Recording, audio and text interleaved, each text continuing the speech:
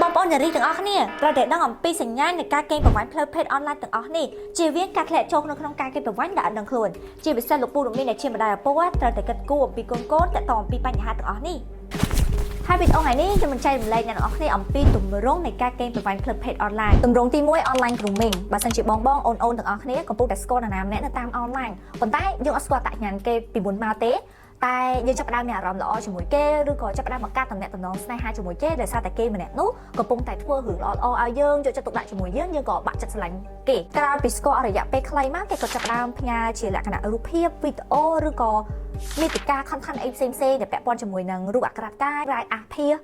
វីដេអូអាភាសក្នុងន័យគេលេងសើចជាមួយយើងប្រយ័ត្នណាអូននិងបងទាំងអស់គ្នាកំពុងតែត្រូវបានគេកេងប្រវ័ញ្ចផ្លូវភេទតាមអនឡាញហើយកុំក្រាបទុកថានោះជារឿងលេងសើចដោយតែគេបាននិយាយជាមួយអ្នកទាំងអស់គ្នាឲ្យសោះហើយបើសិនជាគេសុំរឿងទាំងអស់នោះដាច់ខាតបងនិងអូនទាំងអស់កុំធ្វើរឿងនោះឲ្យសោះទោះបីគេខ្លាយខ្លួនជាមិត្តប្រុសឬក៏ជាដៃគូជិតស្និទ្ធរបស់អ្នកទាំងអស់គ្នាក៏ដោយទម្រង់ទី2 Child Sexual Abuse Materialបើបងអូនទាំងអស់គ្នាកំពុងតែត្រូវបានគេបង្ខំឬមួយក៏លួងលោមឲ្យថតរូបដែលព័ត៌មានអំពីសកម្មភាពផ្លូវភេទដូចជា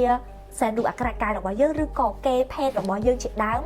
សូមបងប្អូនទាំងអស់គ្នាកុំធ្វើវាឲ្យសោះណាឲ្យរាយការណ៍មកកាន់ Oscar Freedom Project ដើម្បីធ្វើការរាយការណ៍ពីបទល្មើសមួយនោះសិនបើបងប្អូនទាំងអស់គ្នាមិនចង់ខ្លាចជាជនរងគ្រោះនៅពេលអនាគតទេទម្រង់ទី3ការគំរាមកំហែងផ្លូវភេទបើបងអូនទាំងអស់គ្នាកំពុងតែត្រូវបានគេដាក់សម្ពាធឬក៏គំរាមកំហែងឲ្យចែករំលែកឬក៏ថតរូបអក្ខរកាយរបស់ខ្លួនឯងទៅកាន់ជនល្មើសមួយនោះក្នុងគោលបំណងបានផលប្រយោជន៍មកវិញឬក៏ត្រូវបានជនល្មើសទាំងអស់នោះគំរាមកំហែងថានឹងយករូបភាពរបស់យើងដែលយើងបានថតហ្នឹងយកទៅចែកចាយនៅលើប្រព័ន្ធអ៊ីនធឺណិតកាន់មនុស្សដែលយើងស្គាល់ឬជាពិសេសគឺសាច់ញាតិនិងក្រុមគ្រួសាររបស់យើងសូមកុំបណ្ដោយខ្លួនធ្វើរឿងដដែលទាំងអស់នោះទៀតហើយខ្ញុំចង់ឲ្យបងប្អូនទាំងអស់គ្នាបង្កើតភាពក្លាហានឡើងវិញចង់ឲ្យបងប្អូនទាំងអស់គ្នាត្រូវមានភាពក្លាហានរាយការណ៍មកកាន់ Oscar Freedom Project ឬក៏តាក់ទងទៅកាន់លេខទូរស័ព្ទទាំងអស់នេះដើម្បីឲ្យពួកគាត់ចូលរួមដោះស្រាយជាមួយនឹងបងប្អូនទាំងអស់គ្នាកុំព្យាយាមដោយសារតែភាពភ័យខ្លាចបន្តធ្វើរឿងទាំងអស់នោះការដែលយើងបន្តធ្វើរឿងទាំងអស់នោះវាកាន់តែឲ្យជនល្មើសទាំងអស់នោះមានភស្តុតាងឬក៏មានរូបភាពរបស់យើងកាន់តែច្រើនឡើងហើយក៏ជាហេតុដែលធ្វើឲ្យភ្នាក់ងាររបស់យើងពិបាកក្នុងការជួយលុបបំបាត់រូបភាពទាំងអស់នោះចេញពីអ៊ីនធឺណិតជូនអ្នកទាំងអស់គ្នាផងដែរទម្រង់ទី4 Live Online Child Sexual Abuse អូនទាំងអស់គ្នាកំពុងតែធ្លាក់ចូលអង្គប់នៃការកេងប្រវ័ញ្ចផ្លូវភេទអនឡាញរបស់ជនល្មើសទាំងអស់នោះហើយត្រូវបានគេបង្ខំឲ្យបងប្អូនចូលរួមថតសកម្មភាពក្នុង live វីដេអូរបស់គេដើម្បីទៅចែកចាយក្នុងបណ្ដាញសង្គមមួយចំនួនក្នុងស្ថានភាពអាក្រាតកាយដើម្បីឲ្យជនល្មើសទាំងអស់នោះប្រកបអាជីវកម្មរបស់គេ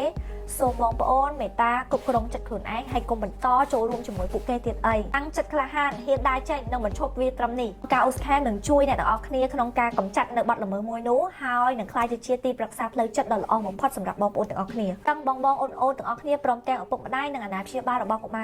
រីទាំងអស់ត្រូវចូលរួមផ្សព្វផ្សាយអំពីបញ្ហាទាំងអស់នេះឲ្យបានទូលំទូលាយដោយចែកចាយវីដេអូនេះទៅកាន់មិត្តភ័ក្តិរបស់បងប្អូនទាំងអស់គ្នាព្រមទាំងចូលរួមការពារខ្លួនដោយផុសឬចែករំលែករូបភាពឬវីដេអូអាភាសស្រាប់sexy ទៅក្នុងបណ្ដាញសង្គមរបស់បងប្អូនទាំងអស់គ្នាកុំចាញ់បោកពាក្យលួងលោមរួចផ្ញើរូបភាពឬក៏វីដេអូអាភាសទៅកាន់ដៃគូឬអ្នកដទៃជាដាច់ខាតកុំឲ្យលេខសម្ងាត់ Facebook Email Instagram TikTok ឬបណ្ដាញសង្គមផ្សេងទៀតទៅកាន់អ្នកដទៃឲ្យសោះកុំ accept friend request ឬទទួលសំណើមិត្តភ័ក្តិនៅលើបណ្ដាញសង្គមដែលអ្នកមិនស្គាល់ឲ្យសោះlock your profile នៅលើបណ្ដាញសង្គមដើម្បីឲ្យ account របស់ខ្លួនឯងមានឯកជនភាពកាន់តែច្រើនបើសិនជាបងអូនកំពុងតែជួបករណីសង្ស័យបងប្អូនអាចរាយការណ៍មកកាន់លេខទូរស័ព្ទទាំងអស់នេះឬឆានមកកាន់ Facebook page Oscar Freedom Project ក្រុមការងារនឹងរក្សាឯកជនភាពជូនទៅដល់បងប្អូនទាំងអស់គ្នានិងជួយបងប្អូនទាំងអស់គ្នាលុបរូបភាពអាក្រាតកាយទាំងអស់នៅលើប្រព័ន្ធអ៊ីនធឺណិតខាងក្រុមការងារ Oscar Freedom Project ក៏មានឧបករណ៍វាយតម្លៃកត្តាហានិភ័យសម្រាប់វាស់វែងកម្រិតគ្រោះថ្នាក់តាក់ទងទៅនឹងការកេងប្រវ័ញ្ចផ្លូវភេទអនឡាញបងប្អូនអាចតាមដានព័ត៌មានបន្ថែមតាក់ទងទៅនឹងការកេងប្រវ័ញ្ចផ្លូវភេទអនឡាញនៅក្នុង Facebook page របស់ Oscar Freedom Project